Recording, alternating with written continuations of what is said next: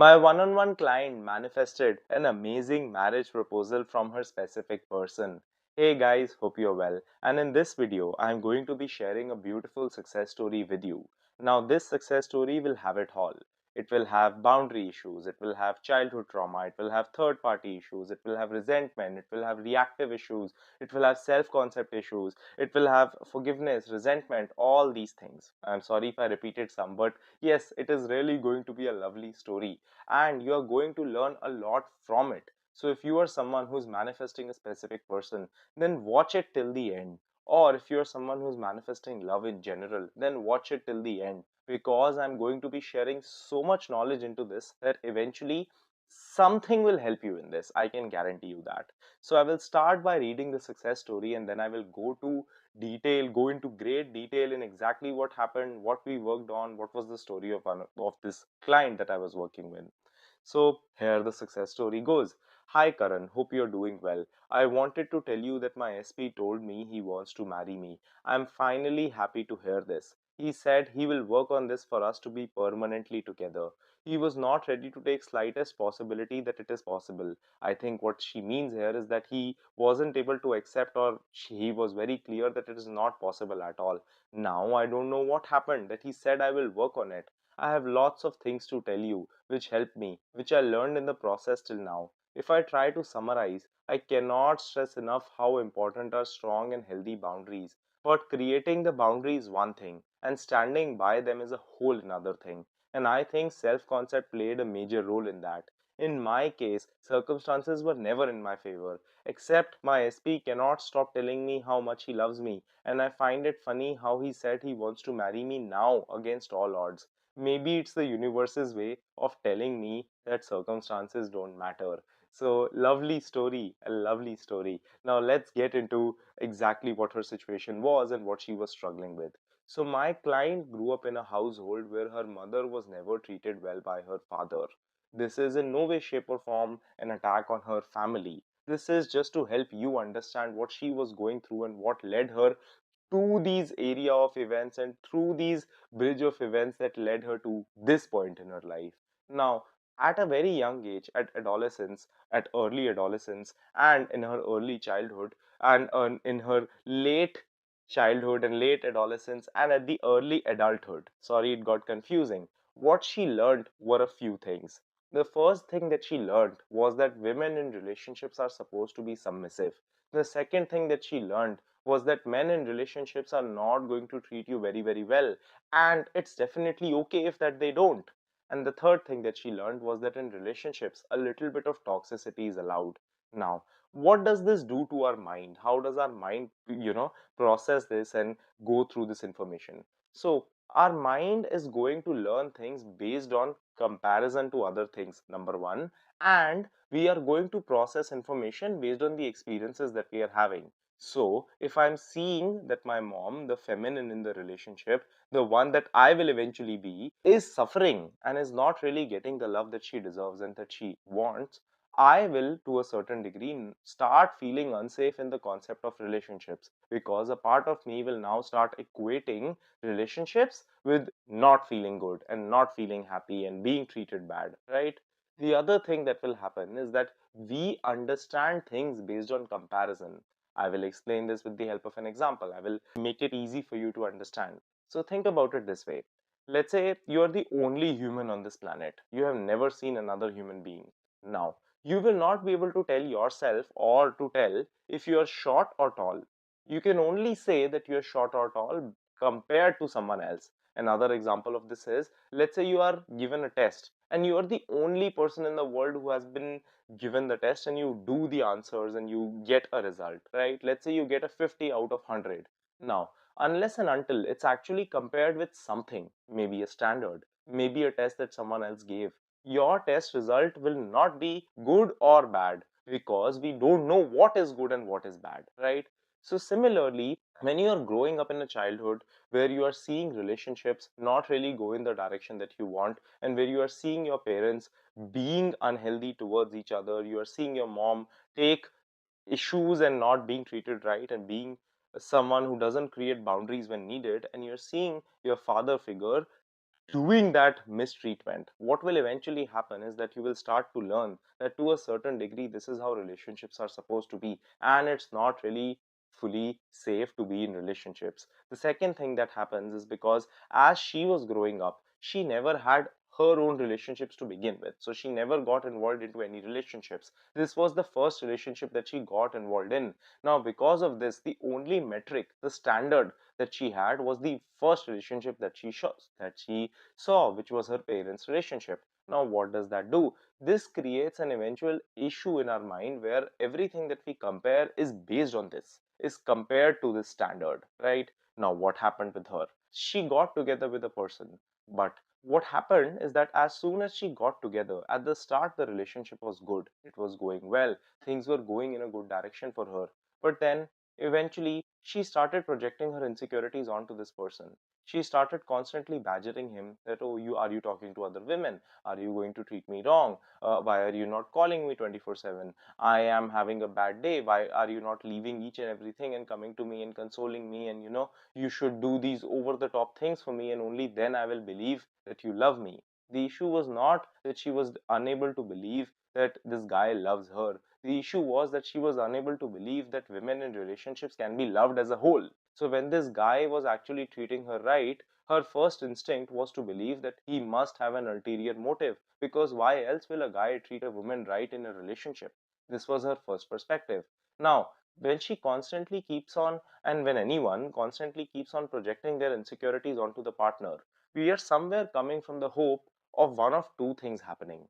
We are either hoping that our partner will go over the top and convince us that the world is not a bad place, right? And that women in relationships, or what my past beliefs are, is that women will not be treated right, is that he will go over the top and he will counter those beliefs for me.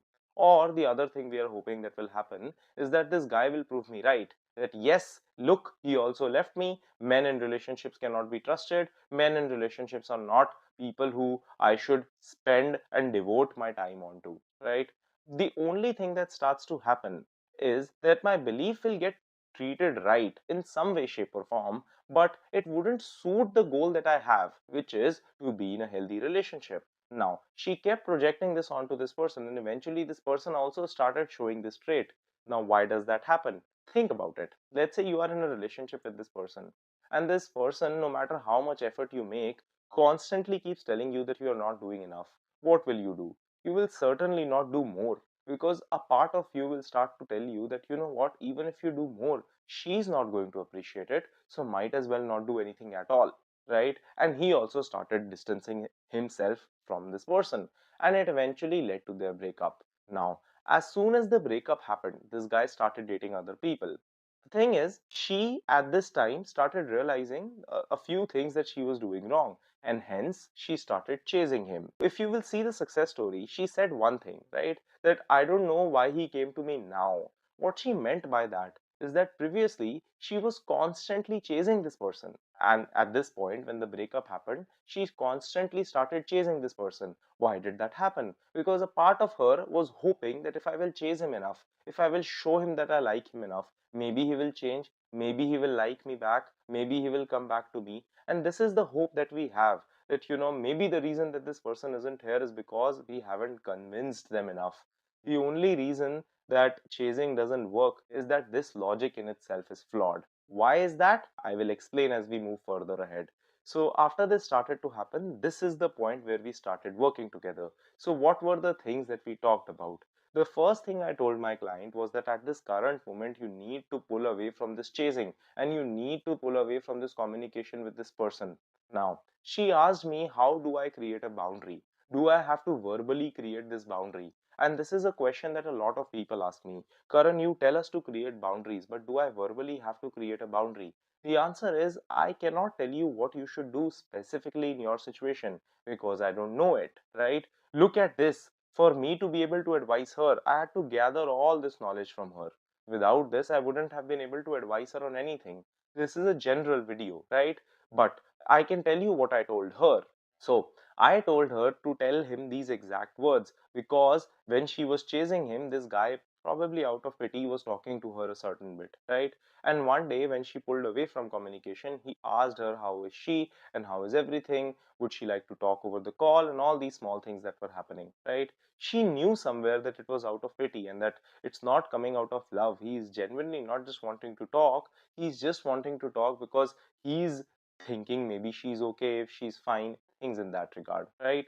Now, the exact words that I told her to provide this person was that, hey, I am happy that you want to talk, but because I want to preserve this friendship eventually in the future, and I at this moment want a full relationship, which you already know, at this moment, because you don't, I think it would be best for my mental health, our future friendship, and our time together and our relationship in the past, that I pull away for a little bit and I work on myself and to stabilize myself so that I can show up as a better friend to you. These are the words that she used. You see how this is a very confident way to put up a boundary. She did not accuse him of anything. She did not put him down. She did not demand anything. She just told him how she felt, and she had the power to walk away if that boundary wasn't met. At this moment, this guy said that's completely fine, and this is where she pulled away. Now, the first thing that we worked on was to tell her to stop projecting her feelings outside. Now, how do we do that? The thing is, a lot of people try to target this via affirmations, which is the go-to way. And this is why you will see a lot of comments on a lot of manifestation videos that, manifestation doesn't work. I have been affirming since forever, but it still doesn't work for me. Because only affirmations is not really going to do anything. Think about it. She can keep doing all the affirmations that she wants, but if she keeps on doing the same actions, it's not really changing anything. So this is what I told her, that you can do all the affirmations that you want, but unless and until you change your actions and you take responsibility of that, this is not really going to work out. Now, what were the actions that she could stop? So she pulled away from communication. This was one. But after this, she stopped constantly stalking her display pictures and assuming that there are third parties. I will get to the third party part in a bit. And then she stopped constantly complaining to her friends on how her relationships suck and that she doesn't have a good relationship. I also told her to stop constantly reading old chats, old messages, to keep on getting into shame that, oh, why did I do this? Why did I put myself into this position? And she actually took responsibility of it. This wouldn't work if you're just going to do it in a half-hearted way. I can tell you that right now, right? The other thing that she had to take responsibility of with the affirmations and with the actions is to change her perceptions. Now, you are going to get constant negative thoughts. It's just understandable, and they're not coming out of the blue. You have given yourself enough proof that you are not in a good place with this because you have chased for so long. So of course the negative thoughts come, but every time these negative perceptions come, applying the steps of resistance really help. Now, what are the steps of resistance? There is a video linked in my description. You can go, there are the steps of resistance available. These are the same steps that I gave her. What made it different for her? That she actually applied it. I can only give it to you, right? I cannot apply it to you, and I cannot apply it for you. This is what requires consistency. This is why some clients get results, some clients don't. The knowledge that is being provided based on their situation is equally there, right? It's just important to understand that the application of that knowledge is very, very important. You have an active role to play in any kind of coaching situation or any kind of coaching session. If you're signing up with me or with any other coach, please understand that that coach is not there to babysit you. They are going to give you the work. They are going to tell you what to do. They are going to be kind and strict with you when needed. Only you can change your life and only you can apply. That's very important to understand. Now, after working on this, she was in a place where she was constantly worried about third parties. Now, why did this third party conversation come up? Because when this guy broke up with her, he started dating other women. Now, the thing is, these women were not third parties. Why? Because in order for someone to be a third party, you have to be a first and second party to begin with. She was not in a relationship with him. So when he was dating other women, he wasn't practically doing anything wrong. But she was constantly comparing herself with these women, constantly telling herself, oh, he's dating this girl, so maybe he's doing something wrong. He's cheating on me. He isn't. He's not with you to begin with, right? And that's very important to understand. I know some of you watching this video, you do it. I know you. I know who you are. I know because I have been in these situations myself. I have been someone who, for the first few relationships of my life, it was a common theme: third party, third party, third party. I just couldn't get enough of it, right? But then This is what I told her. The first thing I told her is that until and unless this guy is with you, these are not third parties, and any single individual will always have options. Your worry is not who he is talking to, your worry is you. Focus on that. Number one, he has liked you once before. There is no reason why he wouldn't like an evolved and a better version of you, right? The second thing that I told her was that it is very important to understand this statement will actually change your life. You should never find yourself in a third party situation ever again in your life. I mentioned to you just now that I have been into multiple third party situations before. And this is what I told myself. I would rather be single than to actually fight someone else for a girl's attention. No matter how much I love this person, no matter what kind of future I want with her, no matter what kind of time I have spent with her, I will never put myself in a position again where I demean myself enough to fight for someone's attention. If I find that there is a third party in my relationship ever, my first instinct would be to walk away. I will not be fighting someone else for something as basic as attention. And I didn't just get it and to this place in a day. It took a lot of work for me to get here. But that work was worth it because I never have to worry about third party situations again, ever again, right? And that is the power that you should also be able to carry, and that is the power that you also have, because it's important to understand it's not that you cannot get this person back, it's that you shouldn't have to fight for their attention. You can fight other people, you can fight the problems in the relationship. Don't fight another person for someone's attention, it's beneath you. Work on yourself, let the person come to you. That's what you deserve. You are not someone who's going to compete for this, right? That, oh, this person is a prize, because what we compete for, a prize. You are the prize, they are not. They are going to come towards you and together you will become a prize. That's what it is supposed to be, right? So let's understand that. Now this is what I told her. After this, as she was working on herself, she got into a place where a part of her was also in a position where she started to question, do I truly want this? Do I truly not want this? And there came a time where she had to make a decision that, do I want to continue the work that I'm doing on myself or keep on pursuing this? This is what I told her, that the only way that you will ever find out is if you are open to tell yourself that if I move on, I move on, but I will still keep on working on myself, right? I will not be chasing him, I will not be doing all these things. My major goal would be two things. Number one is to actually get into a place where I don't let my past dictate my future ever again. Number two, an inner feeling of power and love towards myself, and I will do all techniques and methods just to make myself feel loved. And these are the things that this person focused on. Now, what happened eventually? This guy started reaching out on his own, and he reached out with this. He reached out that, oh, I want to marry you, I want to be with you. Now, if this girl goes towards marrying him or not, that's her decision. But she has the power to choose.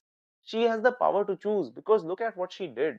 She went over her past issues, she worked on herself, she changed her actions, she changed her perceptions. She will never be put into a third party situation ever again. She got this guy to work on himself automatically without doing anything, and she actually didn't have to chase at all. She said this one statement which I referred to before, that why is he showing up now?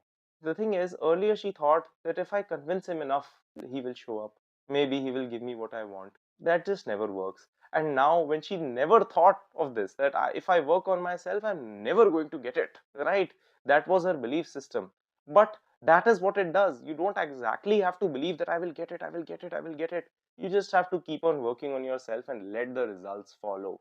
So, if you are someone who's also working on yourself, this video got slightly longer, but if you are someone who's working on themselves and who wants to actually succeed and who wants to receive similar results, learn something from this video.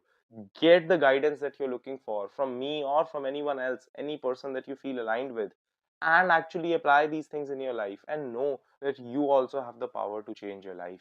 So I hope that you have a great day ahead, and I will see you guys in the next video. Thanks for watching. Subscribe and share if you like the video. The link for my one-on-one coaching, my self-help courses, and my free newsletter are in the description box below.